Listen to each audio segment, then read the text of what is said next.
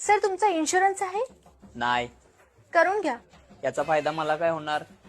Sir in future तुमचा accident झाला तर तुमचा दवाखान्यातला सगळा खर्च आमची कंपनी देणार. आणि ऍक्सिडेंट मध्ये मी मेलोच तर? मग लाईफ इन्शुरन्स करा, मेल्यावर पण सगळे पैसे मिळतील. मग लाईफ इन्शुरन्स करून ऍक्सिडेंट मध्ये मी मेलोच नाही तर? मग एक काम करा, दोन्ही इन्शुरन्स करा. दोन्ही इन्शुरन्स करून ऍक्सिडेंटच झाला नाही तर? हे बघा सर, मृत्यू एक दिवस येणारच आहे. तुम्ही मेल्यावर तुमचे सगळे पैसे तुमच्या बायकोला मिळतील. माझ्या अगोदर माझी बायको मेली तर?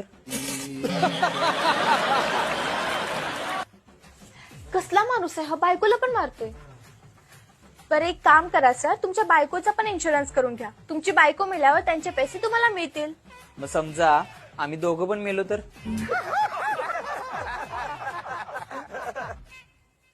सर थोडा विचार करा, तुम्ही मेल्यावर तुमच्या बायकोला कोण सांभाळणार? माझं मोठं पोरग. सर एक काम करा, मला तिकडून तुम्ही ब्लॉक करून टाका.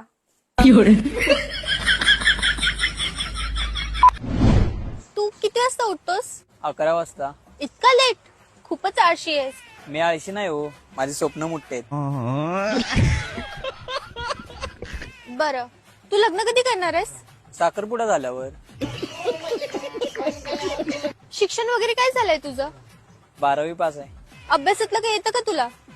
अभ्यासातलं थोडं थोडं येते. सांग बरं, फायनान्शियल मॅनेजमेंट म्हणजे काय? भर उन्हाळ्याच्या दिवसात 20 लोक बस स्टॉपवर बसची वाट बघत होते. एक भिकारी आला, प्रत्येकाकडून 1-1 रुपये भीक मागितली आणि रिक्षाने निघून गेला. त्याला म्हणतात फायनान्शियल मॅनेजमेंट.